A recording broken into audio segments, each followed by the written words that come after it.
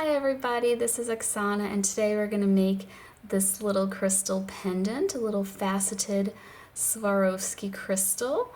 So if you want to see how to make this design, just keep watching. So we're going to be using one piece of 20 gauge square copper wire. This is mine from riogrande.com. It's dead soft copper, and the one piece I cut is 12 inches long.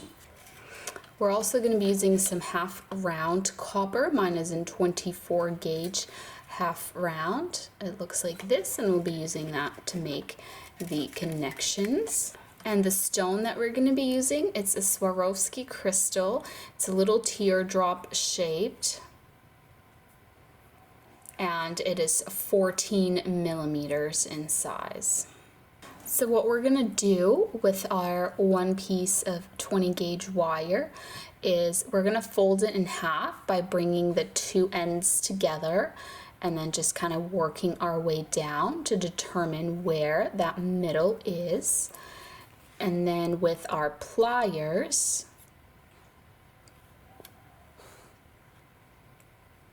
we're gonna make a sharp bend. So here's a close-up of that bend. Because it is square wire, you have flat sides. So we have a flat side facing us as well as on the other side. And then this is a flat edge as well. That's how you want to be bending this wire. And then once it is just a tiny gap here, we're just going to take our pliers and squish it down so that it touches.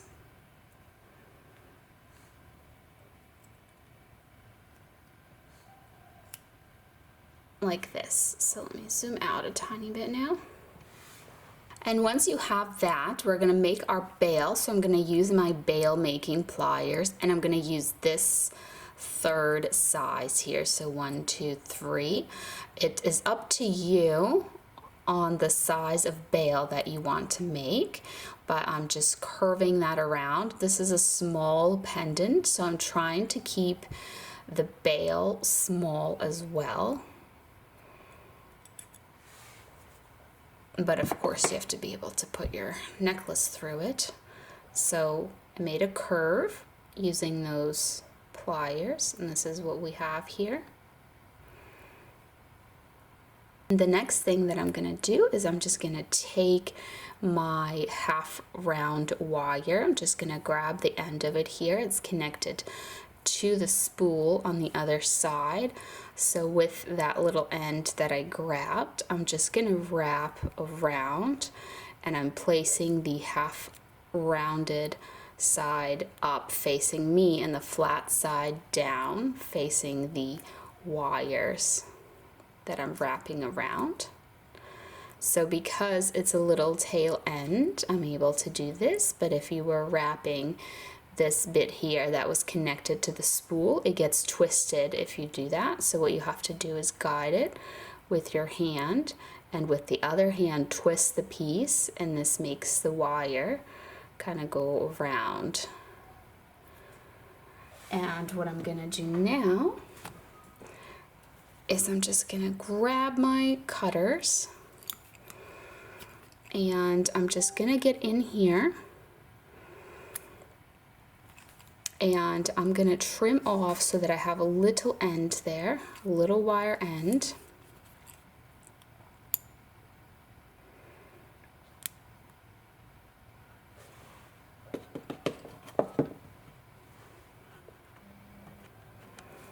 And with my pliers, I'm going to be pinching the wire end down. So I'm going to start with this one up here, and I'm just going to press it down. Then I'm going to push this whole thing up, just kind of moving it up like that.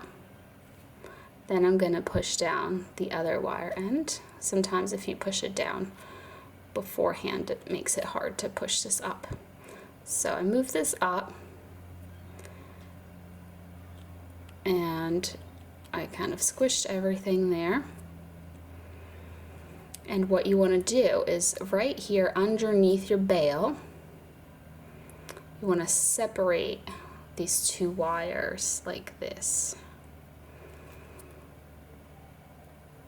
One on each side, just like that. And then we're gonna take the Swarovski crystal and we're gonna sit it down like this. So I'll show you from the back because it might be easier to see, but we're just sitting it down like this.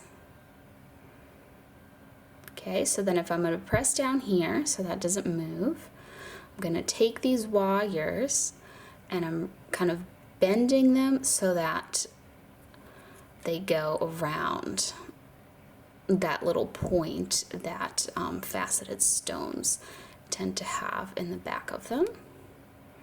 So here's what that looks like.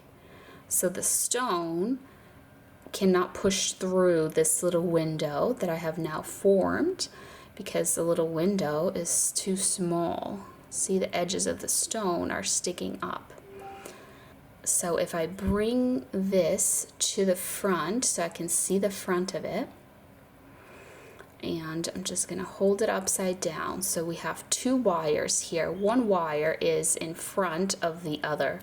So we're gonna take the wire that is in front. So I'm still kind of just pressing down on everything so it doesn't move. I'm taking that wire that is already naturally in front and I'm bending it around the edge of the stone. I'll show you a little clearer in 1 second. It's just all gonna fall down like this. So it's on the edge of the stone and it makes like a little stone sandwich right there. You have wire underneath and above that edge of the stone. All right, so once you've brought that across the edge,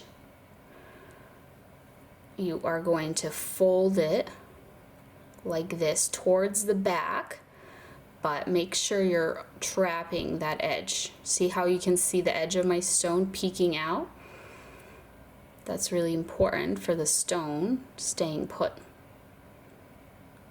All right, so now with this other wire, what we're gonna do, we're still pushing down on the stone so it doesn't pop out because it's not trapped on this side, so it can just pop right out.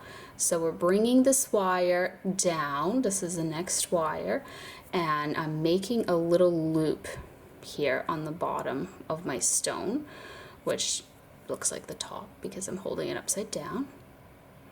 So here's a little loop that we formed, and then the wire is continuing to go around. So at this point, we're gonna press it down onto the edge of our stone. You can hold it right side up at this point, and we're just going to bring it to the back, and I'm just trying to keep it somewhat symmetrical with that other wire there.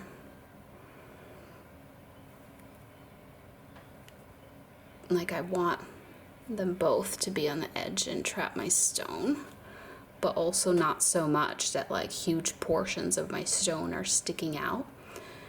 So once you do this, the stone becomes a little more stable in there. So the first thing I'm gonna do is this wire on this side. This is the first wire that we did. I'm gonna get in here and I'm gonna trim it so that I have a little end here, little wire end. I'll show you guys about how long it needs to be. And then I'm just gonna grab my pliers here and I'm gonna take that little end and I'm just gonna start turning it this way and start kind of squishing it down until the wire end is hidden away, because we've made like a little loop. This is the other wire here on top of it, the other wire from the other side. So the other wire from the other side, here it is, going around and around. I am bringing it here onto the front. If you want, you can kind of squish it this way a little bit. And you have two choices. You can, actually three choices. You can trim it and tuck it away if you don't want to have any swirls here. Or you can trim it and make a little swirl, kind of swirling down. Or you can make a little swirl swirling up. So I'm just going to do the up. So I'm trimming my wire here. Then I'm grabbing my round nose pliers. And I'm just going to make a swirl. So the way I like to make my swirls is I like to kind of squish the tip of the wire. And then I go ahead and I curve it. And so I'm just making the little decorative swirl. One thing about this swirl is it is kind of loose in the sense that it's not connected to anything. It's just kind of here, but I find that it tends to stay pretty well put being here by the bail like this. I can see my little wire end here from that original one that we cut. I'm just gonna tuck that a little better. All right, and then this needs to go a little bit to the left, so I'm just adjusting to make everything symmetrical. And that's it. That is our pendant, our little crystal faceted stone pendant. Here's the back of it. So the back is trapped via this little window. We got this edge trapped here. This loop is also helping to hold the stone from popping out. And then because this wire is kind of going over the edge here at the top point of our teardrop, the stone is secure and it can't pop out the front. So there is one more little step that I'm going to show you that's optional, but if you're working with thinner wire, especially, say instead of 20 gauge you're using like 21, sometimes I'll use thinner gauges when I'm working with more precious metals because they're more expensive, and so the wire is maybe more floppity and you're worried about the integrity of this piece. Really what can happen is if these wires move, then your piece can become loose. But I find that they're pretty sturdy and they don't move. But if you're using thin wire, I'd recommend that you kind of connect everything with half round wire just to be safe. I have a little piece of half round wire, the same one that we used earlier. I just cut a little piece and I'm going to try and tuck it through somewhere. Actually, let's do this one. There's a little gap here on the bottom, so it makes it easy. So I'm tucking it through here. And then I am wrapping it around to connect.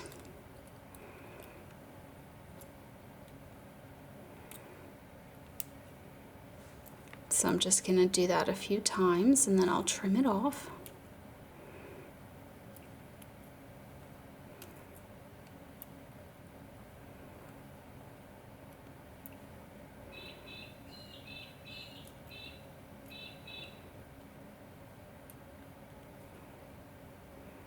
Alright, so after I've wrapped that around a few different times to connect, I'm just going to trim off the little end here.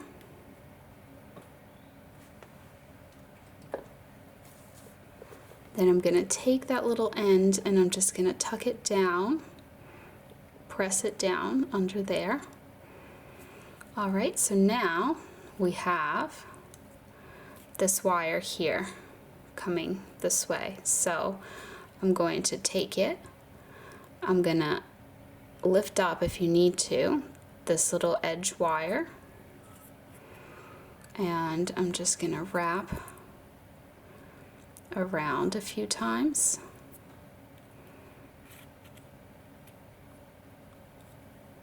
Be careful that you don't pull so hard that it moves the actual wire out of place. So I'm just going to push on this wire a little bit Make sure that it hasn't been pushed out of place. But basically this connects these two wires, so one isn't going to get caught and you know, get moved around. So now I'm just going to take the same wire and I'm just tucking it under here. And feel free to do this in your own way. You're basically like connecting the thicker wires with the thin wire.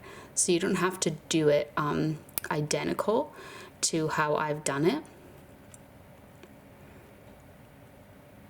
You know, wherever you have little gaps and little, you know, opportunities to make connections, that might be a better way for you, rather than trying to do exactly what I'm doing, because I'm just working with, you know, where do I have little gaps that I can slide this little wire through. So now I've slid it under here, and now I'm wrapping it around this wire, and I'm just going to finish it off by wrapping it around this wire here. Again, just being really careful not to actually pull so hard that I move the wire, because you don't want to destabilize your piece there. All right, so after a few wraps, I'm just going to trim that.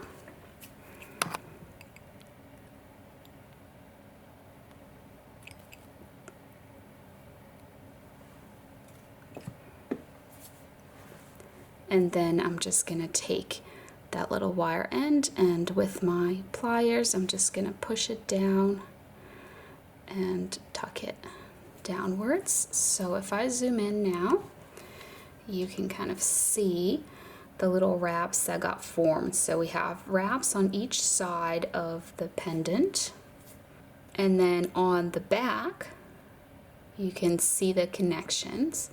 So all these wires are now connected for a little extra stability. All right, so in the end here, I just want to show you that I've done this with other shapes. So this is a little oval, so you don't have to use a teardrop, and this time this little curl up top, I curved it down. So this one I have going up, and this one I have going down, and I didn't make any of the little connections here because this is a pretty sturdy copper wire, being 20 gauge. I did make connections here when I used my sterling silver, because I use a little bit of a thinner wire. So this is also an oval. I know it kind of almost looks like a teardrop, but maybe from the back you can tell it's an oval. And then an amethyst one I made as well, the little oval, just so you can see different shapes and sizes done in this design. So that's it. Thank you so much for watching, and I'll see you next time. Bye.